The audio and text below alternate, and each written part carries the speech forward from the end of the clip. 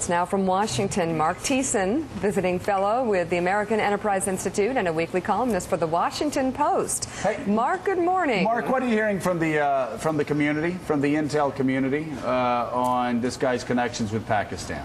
Well, it's very clear that this guy had relations with the Taliban, that he apparently met with senior Taliban leaders and was trained by Taliban bomb makers. So he was deployed by the Taliban. Is increasing evidence here to attack us here in the American homeland. Mark, what does that tell us about just how bad the Taliban in Pakistan is if they train this guy? It means that they've become, instead of just a threat to Pakistan, they're becoming a transnational terrorist network that is trying to strike us here in the American homeland. And that's very disturbing. But we also very little reporting has been out there about the fact that 3 months before this bombing, the United States and Pakistan, in a joint operation, captured one of the highest-ranking Taliban leader ever detained in the war on terror, a fellow named Mullah Baradar. This guy, according to Newsweek, he is the most senior terrorist captured since Khalid Sheikh Mohammed, and he's been unlike Khalid Sheikh Mohammed, he wasn't taken into the U.S. custody and interrogated by the CIA. He's been held by the Pakistanis. And the question is, did this guy know about the Times Square attack and withhold this information from his interrogators? That would be a very, very damning fact if he did. Hey, Mike Barnacle. Mark, when you say that your sources in the intelligence community say that Shahzad had met with the leaders of the Taliban, the Taliban, in essence, is like the Elks Club here in America. There's so many different factions to it. Yeah. The leaders of what element of the Taliban? Well, the news reports indicate, and that's what I can talk about, is that he met with the Taliban's top bomb maker, and that he may have met with a top Pakistani Taliban leader. This fellow Mullah Baradar is the second in command of the Afghan Taliban, but he was in Pakistan, and according to John Brennan, the distinctions between Afghan Taliban, Pakistani Taliban, and al-Qaeda are becoming almost indistinguishable. They're all working together.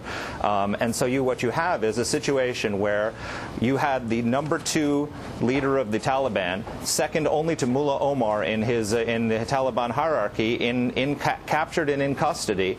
And according to every news account, he is withholding actionable intelligence. He is not sharing information that could help us round up other Taliban leaders or stop terrorist plots. Why are we allowing this man to withhold information, and then 3 months after he's captured, a bomb almost goes off in Times Square by a guy sent by the Taliban? This should be of concern to most of us here in Washington who care about national security. Mark, let me ask you about the quality of the Taliban training, the quality where al-Qaeda is. We've had reports that al-Qaeda is on the run, that it's beaten down, that it's almost broken.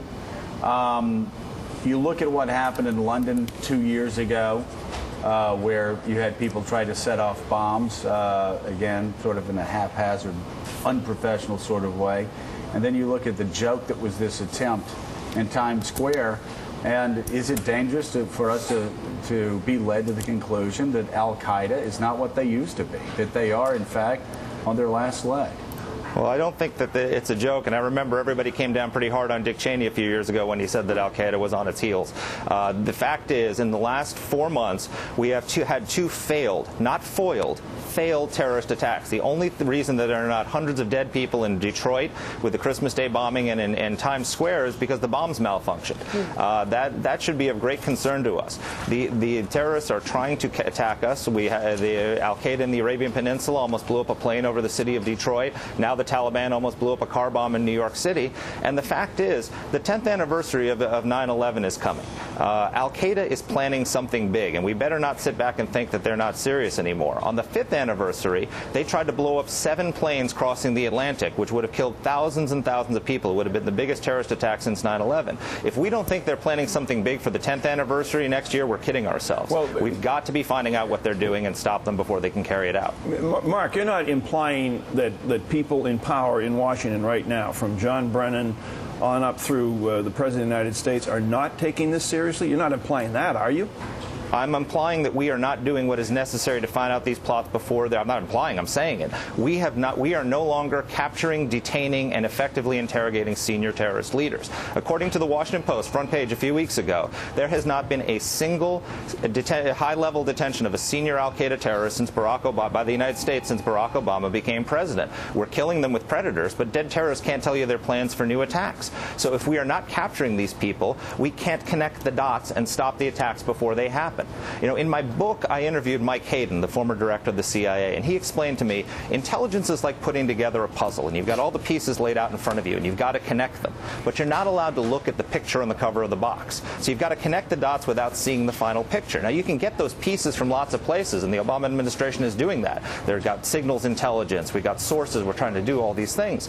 But when you capture someone like Khalid Sheikh Mohammed, and you interrogate him and get him to give you the plans that he has, he's not giving you more pieces of the puzzle. He's giving you the picture on the cover of the box. We are not getting the picture on the cover of the box anymore, and that's why we're in danger. Thank you so much, Mark. Always good talking to you. Washington Post's Mark Thiessen, thank you very much. You know what Mark said. It's just a follow-up to what we said earlier.